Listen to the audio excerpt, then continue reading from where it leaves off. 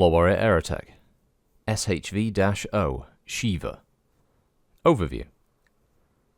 Work began on a League Omni fighter in the late 3050s, with the first prototype Shiva flying in 3058 and a production model rolling off the line just 2 years later. Built with the aid of word-of-blade technicians, the design is cutting edge. It exploits the technological and economic advantages of the League to craft a deadly and effective aircraft that lives up to its name, that of the multi-armed Hindu god of destruction. Capabilities. Though marginally slower than aircraft of a similar size, the Shiva has the capacity to carry a phenomenal array of weaponry, with over 50 tons of pod space for weapons and equipment alone. Though it has performed well in exercises, the Shiva's critics have seized on its weak armour for its size. They have otherwise, however, failed to identify any substantive flaws. More criticism has been levelled at the Free World League militia's puzzling lack of support for the design, with many weapons pods and maintenance kits being mysteriously lost by the logistics network. Deployment. Originally intended as the League's principal carrier aircraft, the complex logistics required to supply the Shiva with pod-compatible weaponry has limited its effectiveness in the role, even though the Atreus-based Santorini carries a wing of this versatile craft. The main users of the Omni fighter are the Knights of the Inner Sphere and the Free World's Guards, though both the Fusiliers of Orienta and the Word of Blade militia field several examples. Yeah, it's a bit of a short one, these Omni fighter write-ups are a bit crap. Mass is 85 tons, the frame is known as the SHV X1 Standard, power plant is a 255 Fusion XL engine, its armour is the Andurian Composition 3 Ferro Aluminum, its armament is 52.5 ton of pod space, it's manufactured by Andurian Aerospace, and its primary factory is Lopez. Communication system is the Lassiter 5A. Its targeting and tracking system is the Wasat Aggressor Type 6F with OmniLink technologies. Its engine then allows it a safe thrust of 5, its max thrust is 8, and it has 18 double heat sinks for 36 heat dissipation in total. It has 60... I think this is armor. It says internal structure there. I think that is the armor though. Yeah. It's got an armor factor of 179, but total has 60 on the nose, 42 on the wings, and 35 on the haft. So the primary configuration, some of these are very heavy hitting, by the way. Its nose mount is an LB-20 AC with 10 rounds of ammo. Very limited ammo there, but obviously very, very high potential to basically one-shot any light aircraft, probably, or at least do severe damage. But also ground targets obviously could take a severe punch from one of these. It then mounts an SRM-6 in the nose to go with it at short range, which makes sense, got 30 rounds of ammunition for that. It then has an ER small, presumably for shits and giggles, who knows. Then its wings carry 2 large pulse lasers each.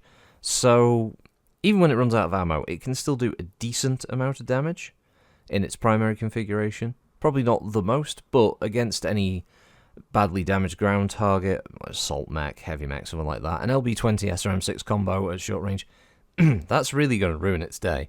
The large pulses are just there to add insult to injury. Cup of tea. These things, this version probably isn't very good at dogfighting, just because it just doesn't have the ammo and the LB to really dogfight for very long. Plus, at its speed, 5 and 8, it's probably not keeping up with many others, so this is the kind of craft that probably has an escort of lighter fighters to keep anything, interceptors off its tail.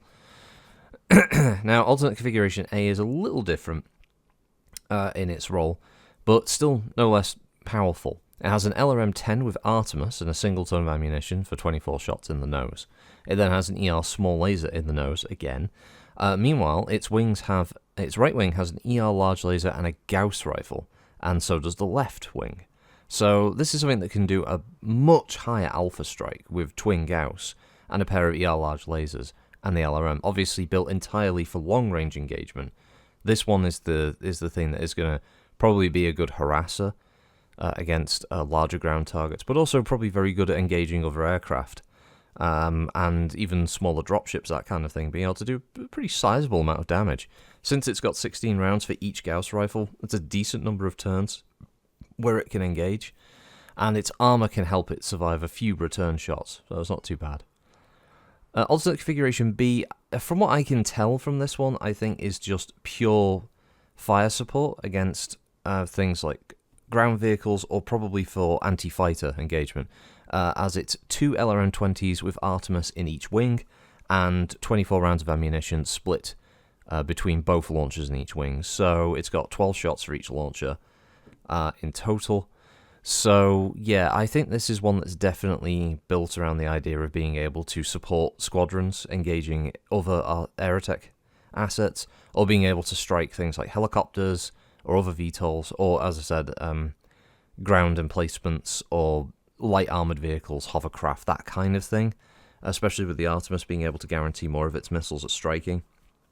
This one is definitely built around that idea of being able to just send out a swarm of missiles into the direction of an enemy, and probably having a higher chance to hit. Also factor in the case that these probably could have numerous types of ammunition as well, so we could probably have a few of like Thunder munitions, for instance, Swarm LRMs, that kind of thing. With some specialist munitions, that could be very, very effective. Finally, alternate configuration C is a pair of ER mediums in the nose, with, again, the ER small always making its return. It then has an ER PPC and light Gauss rifle in the right wing, and the same in the left wing. These both have 32 rounds of ammo for the light Gauss, and it also has 2 ER medium lasers in each wing as well. So this one feels like a bit of an all-rounder, probably the one that is best for, as I said, jack-of-all-trades type. It's got plenty of ammunition to keep fighting, it's got lots of lasers, it's more of a mid-range engager. The light Gauss rifles aren't going to be killing anything, but it does allow it to, get that long-range shot before it gets in close and then starts dogfighting. The ER PPC is probably its main weapon for taking out enemy fighters. Yeah, sorry, there's a little cat meowing at me then. So yeah, I think that one is probably, I would say, the least impressive, but I think it's also the one that could do potentially the most damage, because it just has the staying power. So in a support role, especially on, you think like large tabletop games, for like events and stuff like that, something like a squadron of Shivas or a flight of Shivas going over, probably going to do a fair amount of damage in the C configuration, because they can just harass and just never run out of ammo for pretty much the whole. 32 rounds, it's more than enough ammunition to keep engaging ground targets or other aircraft for the entire battle before it's all over. So yeah, and then it's got its lasers that can just keep peppering and do damage, especially because the ER models, they got a little bit of range there, and the ER PPC is a good way of keeping heads down when it's striking. So not bad overall. Fighter looks nice. It's not bad. It's very anime. It reminds me of something from like Macross, that Robotech type design, which isn't bad, because they all generally look quite good. No other artwork, unfortunately, for the Shiva. A lot of these Aerotech fighters just get a kind of one and done, unfortunately. But yeah, that's the Shiva. I've talked about the Shiva longer than they actually than they had anything to write to say about it. So there we go. Thanks for listening, everyone. Hope you have a good week, and I'll catch you next time. Bye bye.